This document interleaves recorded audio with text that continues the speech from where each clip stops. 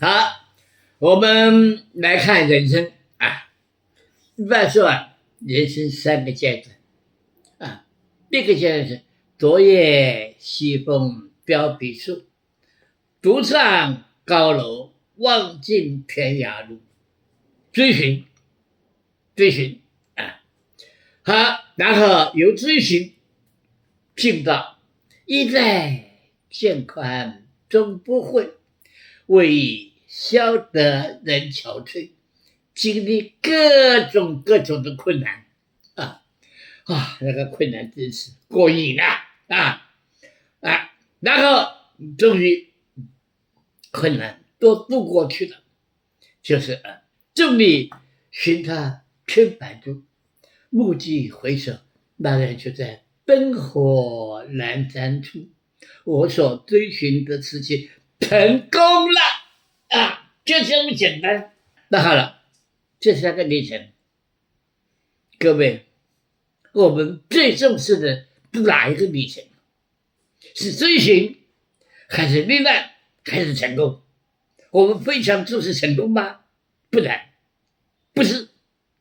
那个成功是很值得安慰，没有错的，是吧？但是比成功更叫我们刻骨铭心的是那个经历的各种的困难。我的感觉是如此。我曾经很苦过，苦的时候不感觉到苦有难题来了，我要努力想办法来克服把它安全的度过去我不能投降，是吧？我不能泄气，是吧？我一定要自己鼓励自己自己强化自己，要度过难关。过去了，现在回想我所经历的那许多的困难是好事，是不错，是那些成就了我都过去了。所以我们人生，各位，我们是记得成功的安乐的那个境界，还是我们最怀念那个刻骨铭心困难重重颠沛流离这个阶段？是后的，不是前的。好难得有这许多打击好难得有这许多的困难只有这些打击，唯有这些困难才成就了我才帮助了我。我所记得的这个，我还会有勇气去迎接更多的困难，更多的灾难，我要克服它，来证明我的人生还有存在的价值。所以我们念兹在世的是衣带渐宽终不悔，为消得人憔悴那种苦的就是过瘾但是就是人生历程里面非常可贵的阶段非常可贵的意义就在此所以从这个地方我们就了解到了了解到这个人生它不是直的，它是圆的，和那个偏大循环的道理是一样的。我们真的要重视注意这一点。我们在大自然中，你去观察大自然嘛，大自然的春夏秋冬清清楚楚。我的冬过的时候春又来了，春夏秋冬，它是一个永远的循环，它是圆形的，不是直线的，好吧？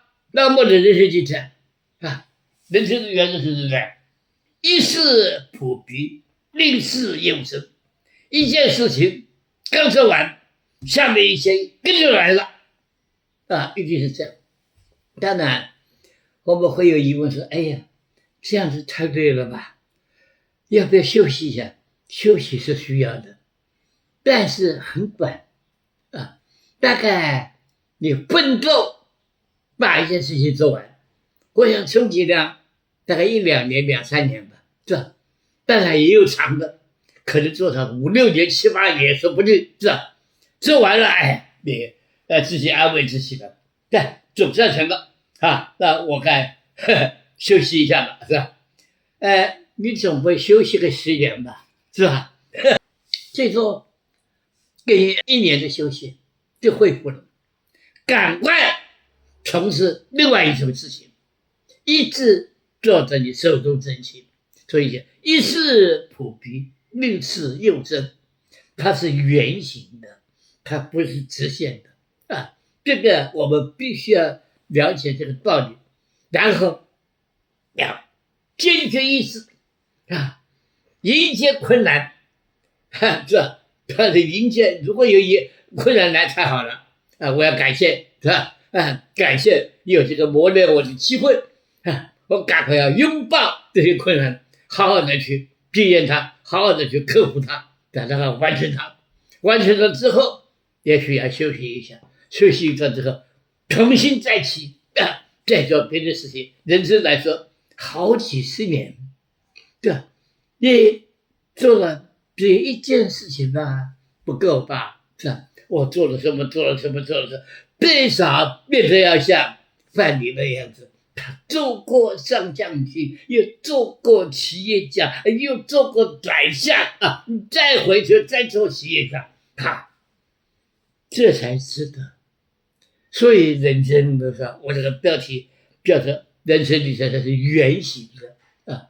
为了我们必须要符合自然的原则，它是原则，吃下修动，永远循环啊。但必然如此，我们的人生，我们的努力奋斗。创造应当是永远没完，应当是圆形的循环才对。OK。